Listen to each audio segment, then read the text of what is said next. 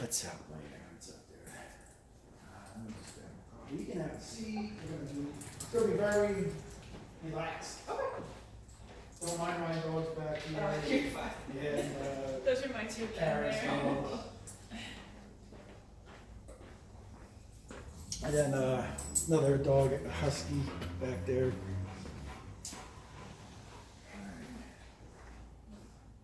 Oh, I just pressed print. Oh, you forgot to press that part.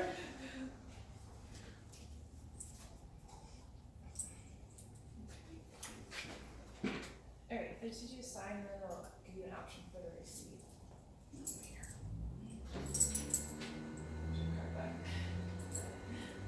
There you go. Cool, thank you. What other, you have two other dogs. What are the breeds of that? An old English bulldog, and then I have a pit mix. How old is Vader? Vader, he just turned 2 actually. Is what they said. The people had paperwork and everything on him. Yeah, I was gonna ask if he's a purebred Yeah. body. He's a nice looking dog. And he's a good weight too, which is Well, he when we first brought him home, when we got him from Stacy, we originally were just fostering him, so he Yeah. was our 3rd foster. My husband grew up with Rowdies, Mm-hmm. so then we fostered him for like 3 days, and he was like, "Yeah, this is our dog now." Aw. But he had like his spine was showing, his ribs, like his Aw. hips. He was like so underweight. I'm surprised Stacy didn't like kill those people when I they. wonder where Poor she, guy. I trying mean, he's to a good weight remember. now. He's Yeah. muscular but not overweight. I hate seeing dogs that are overweight. trying to remember where he, what part of, was it PA or New Jersey? He was an owner surrender from PA. The lady that surrendered him works at my hospital. You know why they Jeez. surrendered him? They just couldn't. That's what I can't figure out. He's just such a good, like, he knows sit, he knows down, leave it, stay, like, there's a lot of commands Maybe that they he, just like couldn't afford him or something. I don't know, but they have a female Roddy. Oh, that's weird. And I don't know, he wasn't neutered when we first got him, so I don't know if that like, had anything to do with it. People are just messed up. Yeah, I mean, Like I that's just what- read somewhere that somebody had a baby and put her in a paint, the newborn in a paint can. Oh, I saw that too. Like- Yeah, that's really messed up. What the hell's wrong with you? So, if they do that, just imagine how toxic Yeah. they could be Yeah, to Zane and I were dogs. talking about the other day about those people that had like babies in the bathroom and threw Yeah. the trash or something. Like it's really That messed happened up. at Tap's restaurant. That's now. I forgot. That one over in Bethlehem? Yeah. Yeah, That's what she said happened in Bethlehem. I And think. they ruined the company. Nobody went in there anymore. I They wouldn't went go out of in business. there. Yeah. I hate to say it. Yeah. But, oh, that's really messed up. But now it's something else, and it's actually a pretty good tavern. We've done events there. Uh-huh. Okay, so some of the stuff is the food aggression, right, around the other Yeah. dogs. And he. How does like, he now? When you're feeding them, is it already together, or is it like?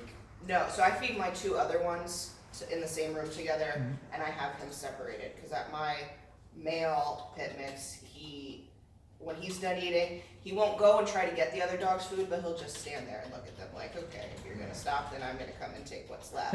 And Vader, if he like stops for a second, then my other dog Lurch will go in, and then he. So you've actually broken up some dog tips? No, or- it doesn't. It never gets to the point where he's relatively a good dog. I just don't feel super comfortable with him, just because I had another dog. He was a Rhodesian Ridgeback mix, Yeah. and when I got him, like within 5 minutes of bringing him home from the shelter, like bit my neighbor, and I was like, Ooh, what the hell do I do with this yeah, dog? Like, it's a powerful breed. yeah, and so then I called the shelter. I was like, yeah, this dog bit someone. They're like, well, if you return him, we're gonna put him down. And I was like, well, thanks for putting that on me.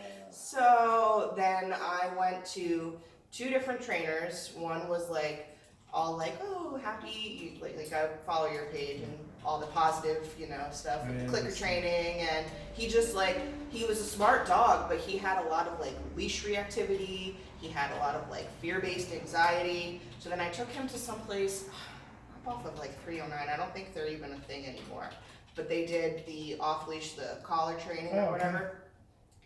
It was like $1,800, but he was manageable. I couldn't take him to like places where lots of crowds were or This anything. isn't the other dog? But Or this was my old dog. I Mhm. had to put him down, Mhm. but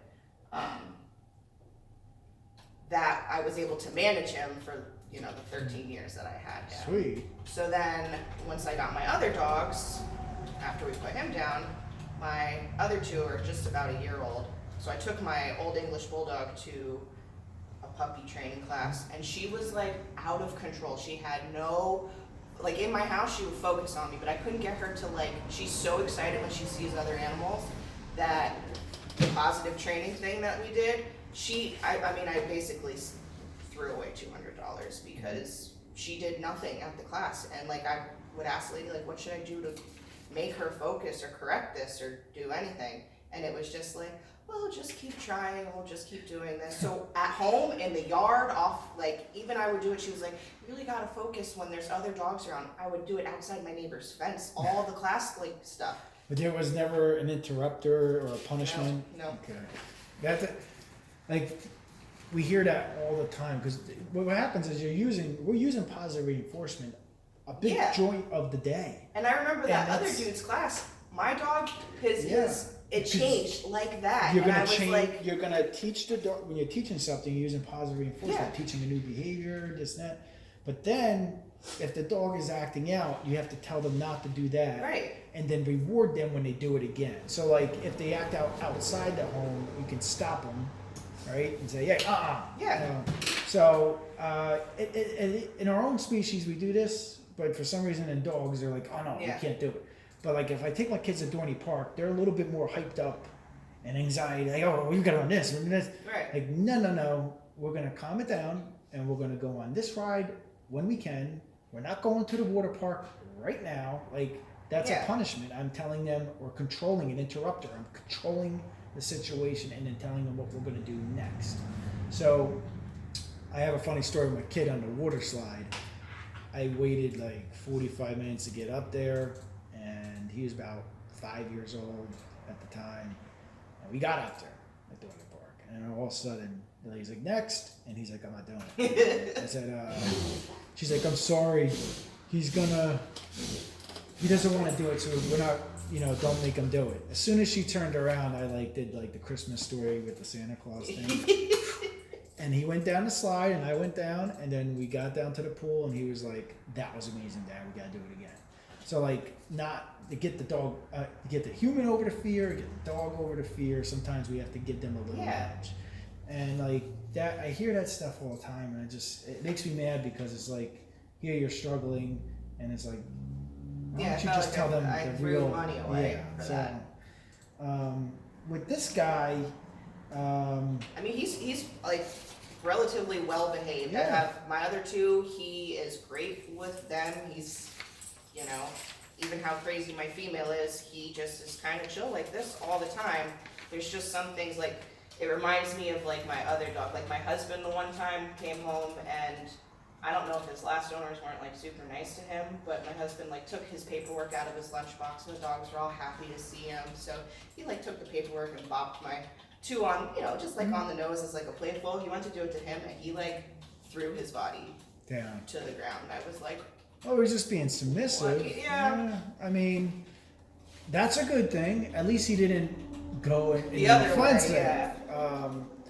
But I just kind of want to like build more of a Confidence up. Yeah. I mean, this seems like there's a couple routes we can go with this. I'm talking like basic obedience 1. Our basic obedience 1, and what you put down on here is probably going to be one of the better things because it's a bonding experience. okay. That is more crucial than just the commands. Yeah. All right. And it's being around the other dogs, and if you join here in Wind Gap, depending on the schedule, it's okay. Lindsay does a fantastic job over in Nazareth. So it depending on what your schedule is, she's usually on Mondays or Tuesdays from 7 p.m. to 8. We try to do like a 6 p.m. to 7, or on the weekends. Yeah. 1 to 2. But I mean, it's a 5-week course, and of course, since you adopted from Pibble's Paws, you get a discount for that as well. So I think you were on the money with the selecting the right program. Okay. The other option is doing private sessions, but it's more of one-on-one with us. Mm-hmm. We do bring our dogs out at a time, but it's it's up to you. It's same thing. It's going to be a confidence building and a bonding relationship experience. But our pack is here that are stable dogs. Inside the group class, you're going to have some dogs that are kind of like Vader, that don't know. But we also have a stable dog there. So like Lindsay has one of her dogs. Okay. Having a trainer having their own stable dog is a must. Like some of the places that you are mentioning or persons you work with, I know their dogs are out of control. I know that. Like they can't even bring them in. Like I could bring them in right now and just tell them to go into a place command and that's what they'll do. And then they'll just stay there. The dog could be trying to attack her. They're just staying there because they know to look for me, look at me. They trust me with their lives, and I love that. So I have 3 here, but I have 7 at my house, and I adopted all of them. So so I have a semi-feral dog. I have a junkyard dog from Newark, New Jersey. He's a real. It took us a long time to rehab that guy, and it's. I don't think there's anything here that you're going to gain a lot from the information too and the homework in that class, but sometimes we come in here and you see our videos of dogs trying to kill us. Right, So like this is like I think a basic obedience 1 class or private sessions. Okay. It's really up to you how your schedule works out. I work at a hospital, so I mean my schedule Was changes. it 3 nights? Yeah, I do days, but Yeah, 3 okay. and 4 Yeah, is okay. 12s. I've worked that swing shift before, but I worked for Merrill Lynch, and it was. But like whatever class, I could always like It's we usually- put our own schedule in, so I It's usually could. Mondays and Tuesdays, right? Or is it Wednesday? Mondays or Tuesdays? Mondays at and- 7. Yeah, it's It's always 7. at 7. That's the one in Nazareth, and then we're trying to continue doing one here on the weekends. I haven't posted a new one yet, but it's here. I'm it's in a Walnut smaller Port, so I'm kind class. of in between both. Okay, The but one here would be like midday though. On the Midday, weekends. yeah, That on the might be weekend. easier for you to get to. I don't know. so I mean, we'll talk about your schedule, and we haven't posted that basic obedience one yet, but Okay. because of the holidays, it's always screwy. Yeah. Okay, so I already been doing this for a while. The summers, everyone's like, "Oh, the classes are gonna be full." No, everyone's on. They miss a class from vacation.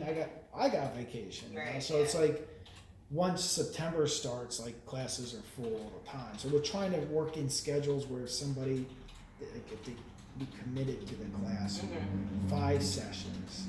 So we've got to keep that in mind too, especially with your schedule. You might probably get vacation as well. So we'll probably email you, or you'll see it posted like when the next basic obedience classes will be. Okay. I think Lindsay has hers posted. It's starting July 20th or July 15th, or it's like the week after the 4th of July. Okay. Because of the 4th of July. Yeah. So that's if you want to do basic obedience. And I think it's a maybe good. that I think it's a good fit. is. All right. Once you pass basic obedience 1, our basic obedience, then you're able to, come on our pack walks and continue. And you do like the off leash, like the. Remote collar. So you Remote collar have to pass classes, basic yeah. obedience 1 to even consider that. Because all we're doing at that point is layering in an invisible leash. Yeah. That's all we're doing. So the commands are all there, and we're just layering in pressure from an invisible leash. So Like I said, with my old dog, that was like. I don't know what remote collar you use down there, but this here, we only use top of the line, $200 I minimum think that's remote what I collar. paid for. It was Yeah. like a pet safe, some sort of. Well, no, this one's e-collar technologies, the Dog Trug, Garmin, DT systems, but Garmin, Garmin might be needed for them. I don't know, but depending on how much you want to do off leash, and this is an expensive system, but this goes up to 9 miles. I think my husband used to do like hunting with Yeah, dogs, so and I this is think that's one the of the collars ones. that they used to use And it's for. an amazing tool. Yeah. And it's connecting right now with the satellites and the GPS. The last time I used it, it tells you right where the dog's at. Yeah. So the collar's there. I mean, it's a cool system. But for pet training, I kind of like using an educator or an educator. Dog Trow's a nice system too.